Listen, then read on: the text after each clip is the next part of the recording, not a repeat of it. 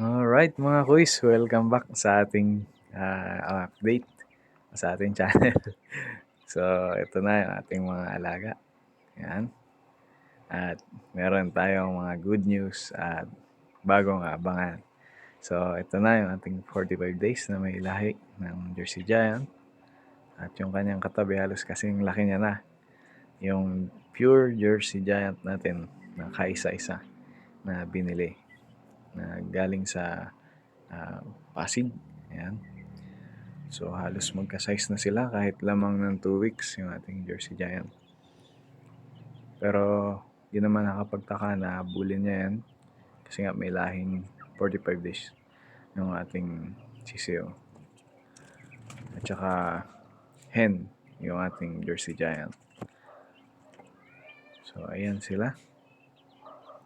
Ang gaganda. At good news, yung ating good news, 100% na yung kanilang paggaling. Wala nang may sipon, wala nang may sugat sa katawan dahil nagtutukaan ng balahibo. At yung bulutong, lalo na, wala na talaga. So, sa madaling salita, magaling na yung ating mga sisiyo. Ayan, no? Sisigla nila. So, ayan yung ating ginawa. Napakawala natin sila sa ating bakuran paminsan-minsan. At magandang activity yan kasi hindi sila naboboard sa kulungan.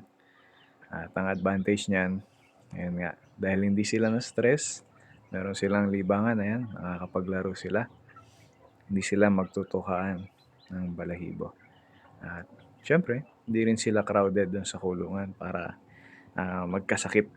Ayan, hindi sila suffocated. So, maganda sana kung mas malaki yung bakuran nyo. Sulit yung inyong pagpapakawala. So, ito yung ating mga astrolorp. Yung rooster ay di ko alam kung ilang percent ang dugong astrolorp. Pero nabili lang din natin to. At ngayon, available na sila. Binebenta natin. Siyempre, meron silang mga anak. Yan. Inaalis din natin to. Binebenta natin 6 na babae. Yan, kakulay ng rooster, yung isang babae. Tapos, meron diyang isang rooster. Bali, 6 na pullets at isang cockerel. So, binibenta natin yan. Pwede kayong mag-comment. Comment nyo yung inyong messenger account or FB account kung gusto nyo kumuha. Yan. Mura lang naman yan. Budget nyo. So, ito yung ating bagong abangan ngayon. Galaga ulit ako ng kalapati. Yan. Pero hindi naman tayo baguhan sa pag-aalaga nito. Yan. Pero, itong kalapati natin, syempre,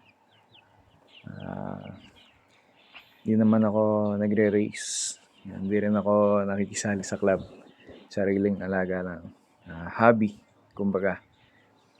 Yan. Kaya ganyan lang din yung ating mga kulungan. Kita niyo naman. Gawa yan sa frame ng TV. Yung mga, kung nakikita niyo yung mga TV frame sa school dati. Yan. Tapos ito yung isa, binili natin na hen. Black siya. At meron siyang white light na may kasamang young bird o pigeon. Yan. So, ito, bibilin sana natin ng may kapares. Kasi ang ganda. Kaso ang problema, yung cock niya ay hindi na ibenta ng may-ari. Kasi ninakaw. So, yung hen lang nabili natin, yung kanyang anak, sayang talaga. Pero okay na din to. Good deal. Papares natin to dun sa kulay latte. Hindi ko alam kung anong tawag dun. Pwede nyo i-comment kung anong kulay ng kalapati na yun. Yan. So, nakilagay tayo dito sa loft ng ating kaibigan. Yan. Meron siyang grisel at meron siyang blue bar. Yan. Medyo stress pa sila. Bago lang din yan. So, itong alaga natin, kak yan. Mukha lang hen. Formang hen. Pero, approve na yan. Kak yan. Talagang bumabara ko yan. Tsaka napansin ko, pumaparis na siya dun sa hen. Kaya lang, problema, di muna natin pinapares kasi nga meron pang inaalagaan na anak yung ating hen. Oo. Mahirap din mag-hand feed kaya hayaan muna nating lumaki yung kanyang anak. At ito naman di pa rin fully matured kasi. Ayan, lugon pa, molting pa yung kanyang leeg. Di pa masyadong makintab. So ito na yung ating update dun sa ating mga sisiw. Ayan. Hopya. Ganda. Ayan, parang walang masyadong pagbabago, no? Pero ngayon, mas mapula na yung kanilang balahibo. Ayan. Mas malaki, mas mataba, at lumilitaw na yung kanilang pagka 45 days. Palagi nang hinihingal kahit may tubig. Tapos, tingnan nyo naman yung katawan. Nakuha natin yung result na hinahanap natin. Mataba, na malago yung feathers. Ewan ko lang kung yung na-expect natin na fully grown nila, ganun pa rin. Yan. Kasi baka magmukha silang kaber paglaki, ewan ko lang. Pero wag naman sana. Sana mukha pa rin silang mukha pa rin ang tawag dito, exhibition bird. So yun lang yung ating update sa ating mga manok. At abang-abang lang kayo, malay nyo. Pagka madami ng subscriber, hindi pamimigay natin yung iba sa ating mga alaga, lalong-lalo na dun sa kalapati dahil hindi nga ako nagkakarera. Yan.